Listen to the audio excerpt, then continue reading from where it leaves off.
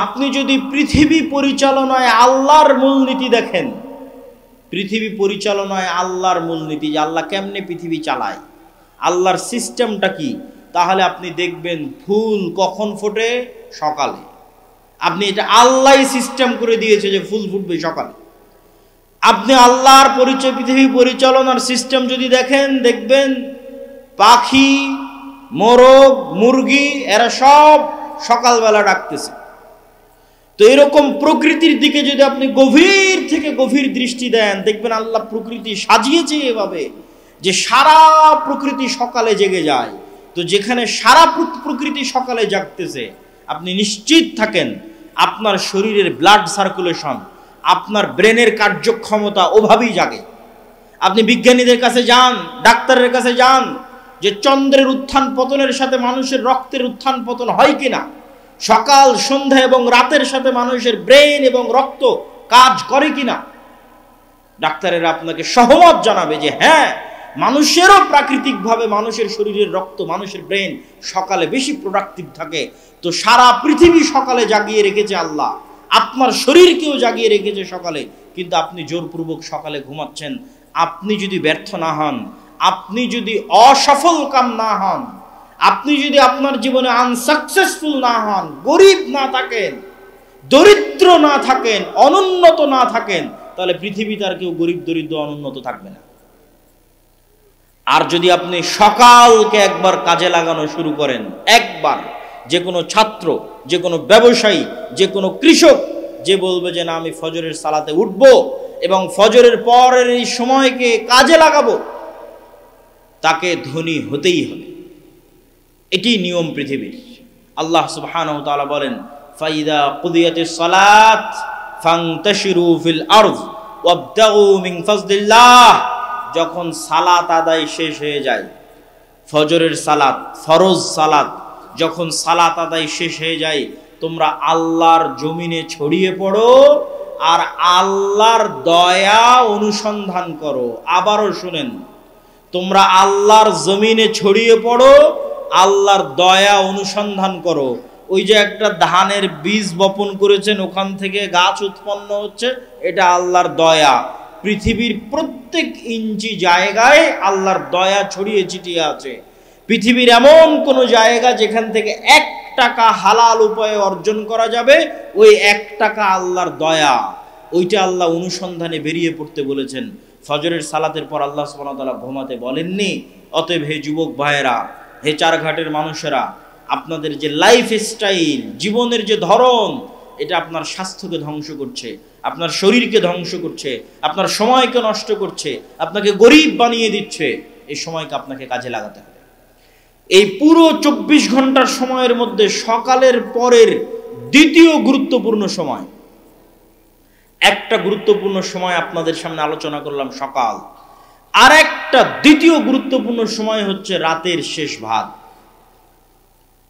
আল্লাহ সুবহানাহু ওয়া তাআলা যদি পৃথিবীতে কাউকে বড় থেকে বড় সফলতা দান করতে চান, যে বড় থেকে বড় সফলতা আল্লাহ দান করবেন, তাহলে রাতের সালাত, রাতের শেষ অংশের সালাতের কোনো বিকল্প নাই, যাকে বলে তাহাজ্জুদের সালাত।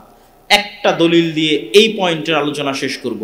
আল্লাহ সুবহানাহু ওয়া তাআলা রাসূল সাল্লাল্লাহু আলাইহি সাল্লামকে বলছেন কোরআনে, ওমিনাল লাইলি ফাতাহাজ্জাদ বিহি নাফিলাতাল লাক আসা আইয়াবআসাকা রাব্বুকা মাকামান মাহমুদা।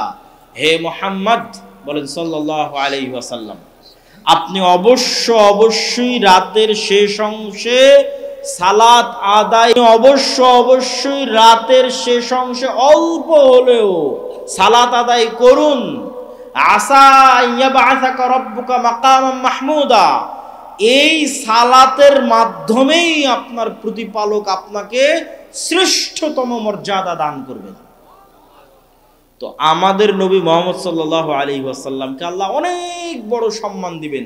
তো ওই সম্মান দেওয়ার জন্য, সম্মান পাওয়ার যোগ্য হওয়ার জন্য আমাদের নবীকে আল্লাহ বলছেন যে আপনি রাতের শেষ অংশে সালাত আদায় করুন। আগের যুগের মুসলমানদের পায়ের নিচে রোমান সাম্রাজ্য আর পারস্য সাম্রাজ্যের মতো বড় বড় সাম্রাজ্য এমনি ধুলায় ধূসরিত হয়ে যায়।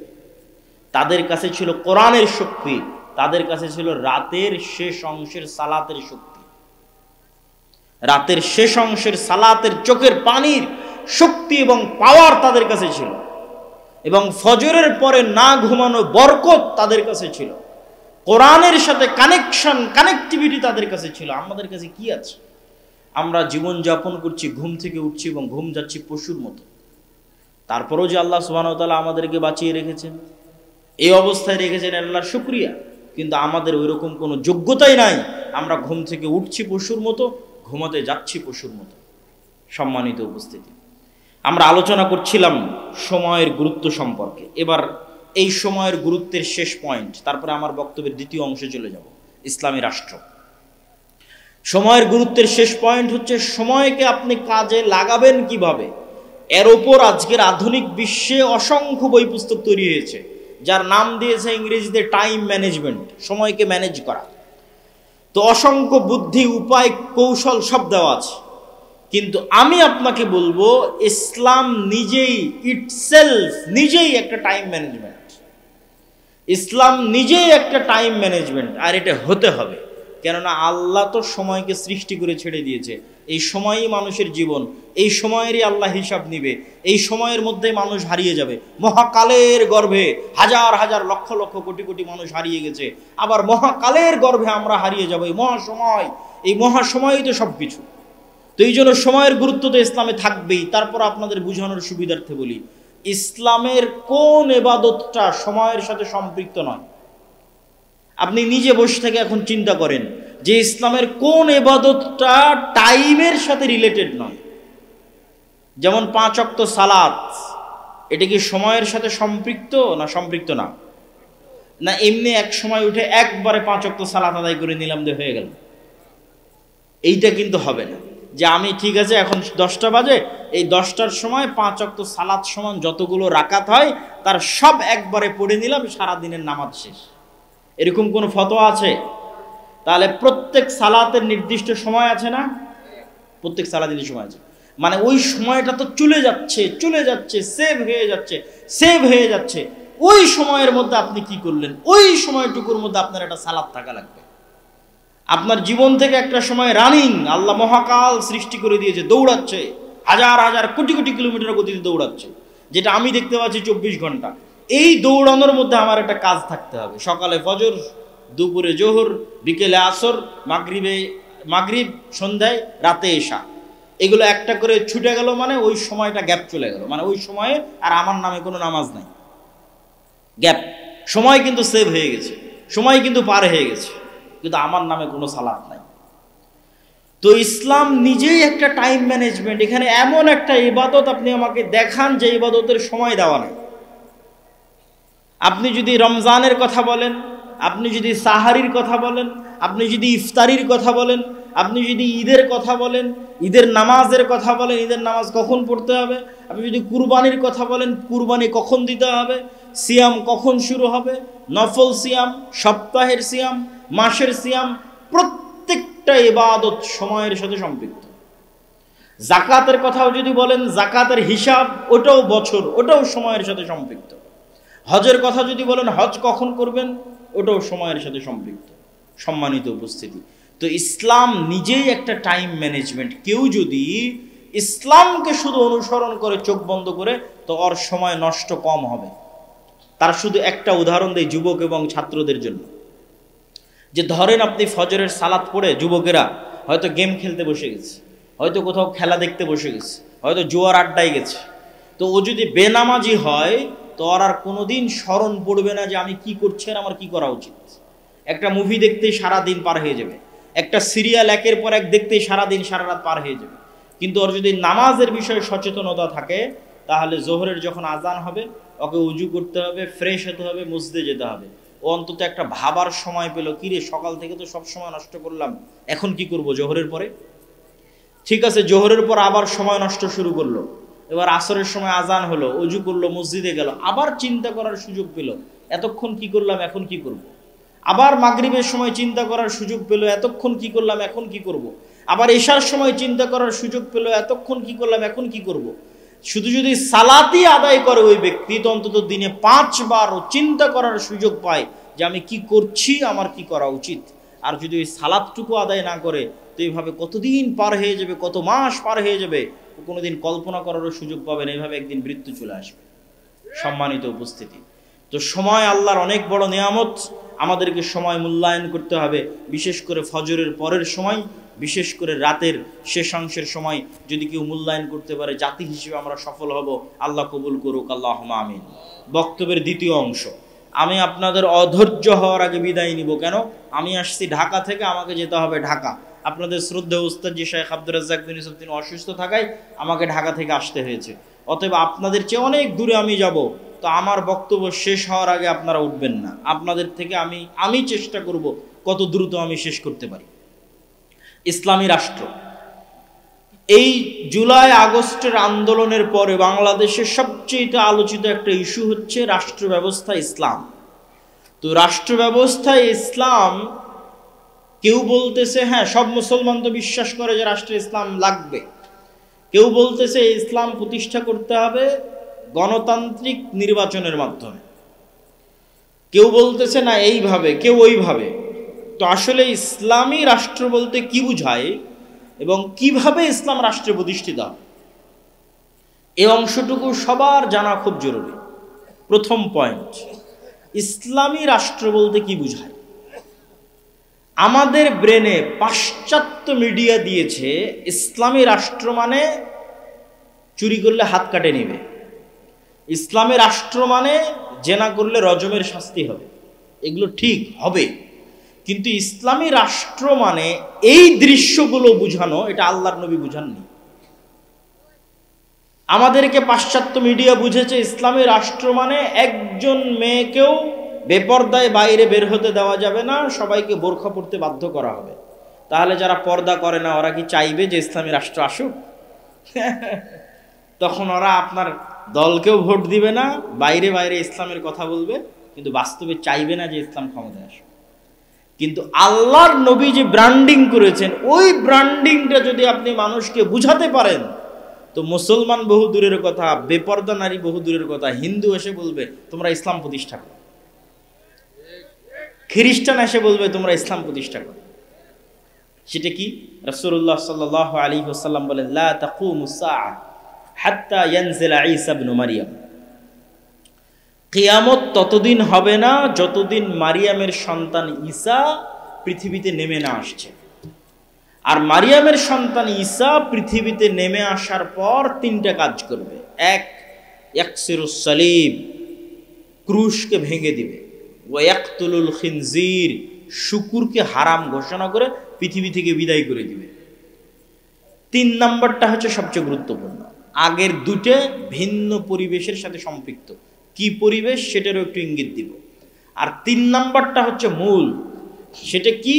উনি সমগ্র পৃথিবীতে হাকামান মুকসিতা, সমগ্র পৃথিবীতে ঈসা আলাইহিস সালাম ন্যায় বিচার প্রতিষ্ঠা করবে। বলেন আল্লাহু আকবার। ন্যায় বিচার, এটা হচ্ছে রাষ্ট্রে ইসলামের ব্র্যান্ডিং। যে ইসলাম রাষ্ট্রে গেলে কি হবে? আপনার মানুষ আপনাকে বলবে ইসলাম রাষ্ট্রে গেলে হাত কাটবে, কেউ বলবে রজম করবে, কেউ বাধ্য পর্দা করবে। আল্লাহর নবী বলছেন ইসলাম রাষ্ট্রে গেলে সমগ্র পৃথিবীতে কি প্রতিষ্ঠা হবে? ন্যায় বিচার প্রতিষ্ঠা হবে। মানে একজন মানুষও মাজলুম থাকবে না, একটা হিন্দু মাজলুম থাকবে না, একটা কুকুরও মাজলুম থাকবে না, তার নাম ন্যায় বিচার। এবং এই ব্র্যান্ডিং এর কারণেই ইসলামে ন্যায়ের গুরুত্ব কত বেশি। রাসূলুল্লাহ সাল্লাল্লাহু আলাইহি ওয়াসাল্লাম বলেন, সাবআতু ইউদিল্লুহুমুল্লাহ ইয়াওমা লা দিল্লা ইল্লা দিল্লুহ। 7 শ্রেণীর মানুষকে কিয়ামতের মাঠে আল্লাহ বিশেষ ছায়া দিবে। তার 1 নাম্বার ন্যায়পরায়ণ দায়িত্বশীল। মানে যে ন্যায়পরায়ণ দায়িত্বশীল, ওই নাম্বারিংয়ে যে 1 নাম্বারে চলে গেছে, তো তাহাজ্জুদ গুজার ব্যক্তিকে পিছনে ফেলে কিন্তু 1 নাম্বারে গেছে। নফল সিয়াম পালনকারী ব্যক্তিকে পিছনে ফেলে 1 নাম্বারে গেছে। আর যত ফাজাইলে আমল আপনার জানা আছে সবগুলোকে পিছনে ফেলে 1 নাম্বারে গেছে ন্যায়পরায়ণ দায়িত্বশীল। কেননা ওইটাই সবচেয়ে কঠিন, ওইটাই সবচেয়ে কঠিন। আর ওইটা একমাত্র সত্যিকার মুসলিমই ওইটা প্রতিষ্ঠা করতে পারবে। ন্যায়ের গুরুত্ব আল্লাহর নিকটে কত বেশি, আল্লাহ সুবহানাহু ওয়া তাআলা বলছেন ইন্নাল্লাহা ইয়া'মুরুকুম বিল আদল, আল্লাহ তোমাদেরকে ন্যায় প্রতিষ্ঠা করার আদেশ দিয়েছেন। আল্লাহ আরো বলেন লা ইয়াজরিমান্নাকুম শানআনু কওমিন আলা আল্লা তা'দিলু, হে মুমিনেরা, হে মুসলমানেরা, নির্দিষ্ট কোনো মানুষের প্রতি তোমার অন্তরে থাকা ক্ষোভ, নির্দিষ্ট কোনো দলের প্রতি তোমার অন্তরে থাকা হিংসা তোমাকে যেন অন্যায় করতে উদ্বুদ্ধ না করে, বরং ন্যায় প্রতিষ্ঠা করো, আর এটিই তাকওয়া। আল্লাহর নবী সন্তান সন্ততিকে চুমু দেওয়ার ক্ষেত্রে, ভালোবাসার ক্ষেত্রে ন্যায় প্রতিষ্ঠা করতে বলেছেন, আর আল্লাহ বিবাহের ক্ষেত্রে স্ত্রীদের উপর ন্যায় প্রতিষ্ঠা করতে বলেছেন যে যদি ন্যায় প্রতিষ্ঠা করতে পারো তবে একের অধিক বিয়ে করো। তো এতগুলো কথা কেন বললাম? রাষ্ট্রে ইসলামের ব্র্যান্ডিং ন্যায়, আর ঈসা আলাইহিস সালাম সমগ্র পৃথিবীতে ন্যায় বিচার প্রতিষ্ঠা করবে। এখন আপনার কাছে আমার প্রশ্ন যে ঈসা আলাইহিস সালাম যদি নিজে ন্যায় পরায়ণ না হয়, উনি কি ন্যায় প্রতিষ্ঠা করতে পারবে? পারবে না। তাহলে ঈসা আলাইহিস সালাম যে সমগ্র পৃথিবীতে ন্যায় প্রতিষ্ঠা করবে, তার জন্য এক নম্বরে ঈসা আলাইহিস সালামকে নিজেকে ন্যায় পরায়ণ হতে হবে। আর আল্লাহ সব নবীকে জন্মগত ন্যায় পরায়ণ করে পাঠিয়েছেন, মানে জন্মই দিয়েছেন নবীদেরকে ন্যায় পরায়ণ সত্যবাদী অবস্থায়। এখন আমার আর আপনার কাছে প্রশ্ন যে আমরা কি রাষ্ট্রে ইসলাম প্রতিষ্ঠার যোগ্য হতে পেরেছি? ওইটার প্রশ্নের এক নম্বর আসবে যে আমরা কি ন্যায় পরায়ণ হতে পেরেছি। যদি আমরা ন্যায় পরায়ণ হতে না পারি তো রাষ্ট্রে ইসলাম প্রতিষ্ঠার যোগ্য হতে পারিনি। এবার বাস্তব উদাহরণে আসেন। আপনাদের এই চারঘাট, বাঘা, রাজশাহীর এই অঞ্চলের যত মানুষ আপনারা এখানে উপস্থিত আছেন, যতজন মিডিয়ার মাধ্যমে শুনবেন, আশেপাশের পাড়া প্রতিবেশী সবার কাছে চেক করবেন আমার এই প্রশ্নটা। দুটো উদাহরণ দিব। এক, আপনার বাবার মৃত্যুর পরে অথবা আপনার দাদার মৃত্যুর পরে আপনি আপনার বোনকে অথবা আপনার আব্বা আপনার ফুফুকে আপনার দাদা অথবা বাবার সম্পত্তিতে ন্যায়ের সাথে তার পাওনা বুঝিয়ে দিয়েছে কি? প্রশ্ন। এক দল মানুষ পাবেন বুঝিয়েই দেয়নি, মানে বোনকে এই অজুহাত দিয়েছে যে সে ভাইয়ের বাড়িতে যাতায়াত করবে, এই জন্য ভাই তার সম্পত্তি ভোগ করবে। আর আরেক দল মানুষ বুঝিয়ে দিয়েছে ঠিকই, কিন্তু চারঘাট বাজারের দামি জমিটা নিজে নিয়েছে, আর বিলে নদীর মধ্যে ভাঙ্গনে যে জমিটা চলে গেছে সেটা বোনকে দিয়েছে। চরের জমি বোনকে দিয়েছে আর ভালো জমি নিজে নিয়েছে। তো এটা কি ন্যায় প্রতিষ্ঠা করেছে? সে ন্যায় প্রতিষ্ঠা করেনি। এবার রেজাল্ট কি? রেজাল্ট হচ্ছে এই ব্যক্তিকে যদি আপনি এখন রাষ্ট্র ক্ষমতায় বসান তো 16 বছর যা দুর্নীতি হয়েছে একদিনে তার চেয়ে বেশি করবে। তাহলে সে কি ন্যায় বিচার প্রতিষ্ঠা করতে পারবে রাষ্ট্রে? ও তো ওর বোনের সাথে ন্যায় বিচার প্রতিষ্ঠা করতে পারে না একটা ছোট্ট ফ্যামিলির মধ্যে। তাহলে কেমনে আল্লাহ মনে করবে যে এই মুসলমানটা যোগ্য যে একে ইসলামী রাষ্ট্রের দায়িত্ব দিতে হবে? আল্লাহ কেমনে মনে করবে? আল্লাহ তো বলে রেখেছে ইসলামী রাষ্ট্রের ব্র্যান্ডিং ন্যায় বিচার। তো ওর বোনেরই সম্পদ মেরে দিয়েছে।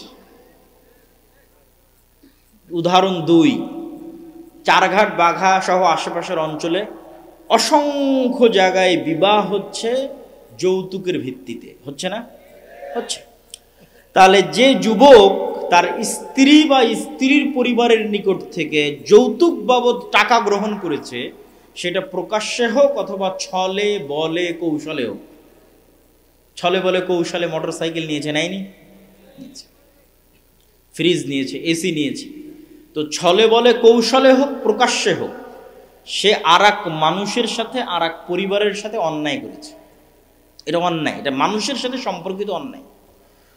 তো যার হাত থেকে তার স্ত্রীর পরিবার বা তার স্ত্রীর পিতা ন্যায় পায়নি, ওই ব্যক্তিকে আপনি রাষ্ট্র ক্ষমতায় বসিয়ে দিলেও গত 16 বছর যা দুর্নীতি হয়েছে তা 1 ঘন্টাতেই করে। 1 ঘন্টাতে অতটি টাকা কিভাবে চুরি করা যায় তার চেষ্টা করবে। কেননা সে তো তার শ্বশুরের সম্পদ দেখে লোভ সামলাতে পারে। তাহলে এই মুসলমানেরা রাষ্ট্রের ন্যায় প্রতিষ্ঠার যোগ্য? তাহলে এই মুসলমানদের হাত দিয়ে আল্লাহ রাষ্ট্রে ইসলামকে বসাবেন, তো ইসলামেরই তো কলঙ্ক হয়ে যাবে। সম্মানিত উপস্থিতি, তাহলে আবারও চলে আসে রাষ্ট্রে ইসলাম প্রতিষ্ঠার ব্র্যান্ডিং ন্যায় বিচার।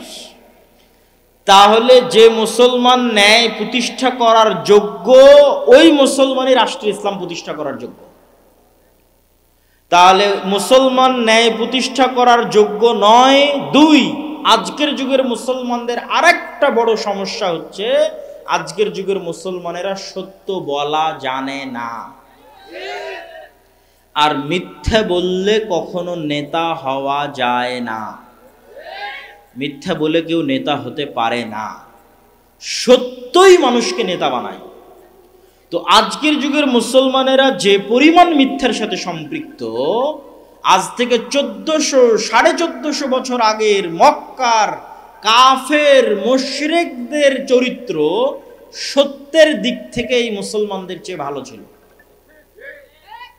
দুটো উদাহরণ যে তারা সত্যের দিক থেকে আপনার আমার চেয়ে ভালো ছিল। এক, আবু তালেব, আল্লাহর নবীর চাচা। আবু তালেব হচ্ছে আব্দুল মুত্তালেবের সন্তান।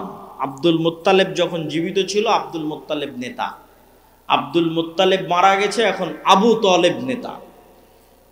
তো Abu Talib as a leader, কাফের মুশরিক, ঈমান আনেনি, এই কথাই ঠিক, কিন্তু Abu Talib as a leader কোনোদিন মিথ্যা কথা বলেছে আর প্রমাণ কেউ ইতিহাস থেকে দেখাক যে আবু তালেব কুরাইশ বংশের নেতা, সে কাফের মুশরিক, কিন্তু আমি চাচ্ছি মানুষ দেখাক যে আবু তালেব মিথ্যুক।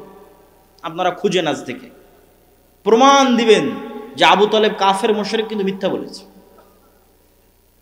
বরং এর উল্টাটা দেখতে পাবেন খুঁজতে গেলে, যে আল্লাহর নবীর চাচা আবু তালেব তার মুখের জিহ্বার দাম রক্ষা করতে গিয়ে 3 বছর, একটানা 3 বছর নিজ ভাতিজার সাথে না খেয়ে জীবন যাপন করেছে।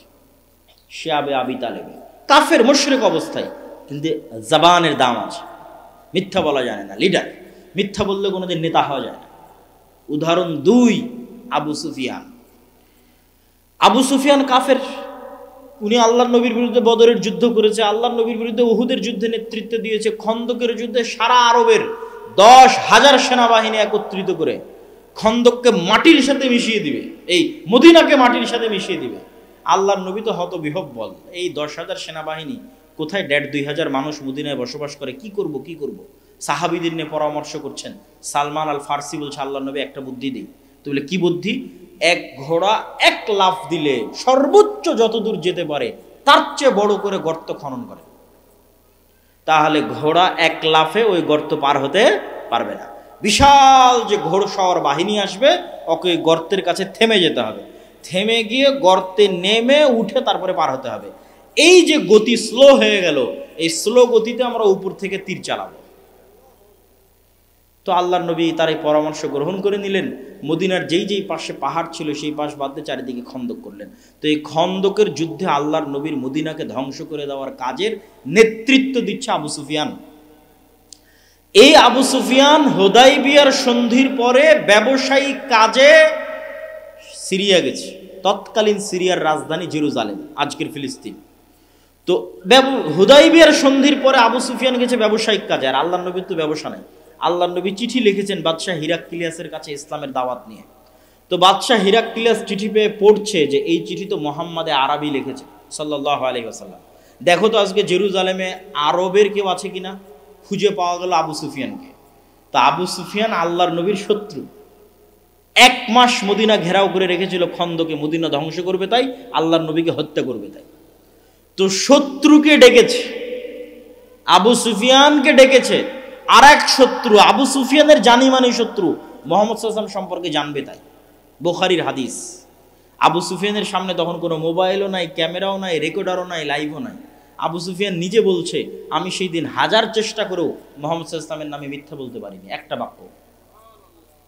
তো কাফের মুশরিক, তখন ঈমান আনেনি, but he is a leader, কিন্তু সে নেতা।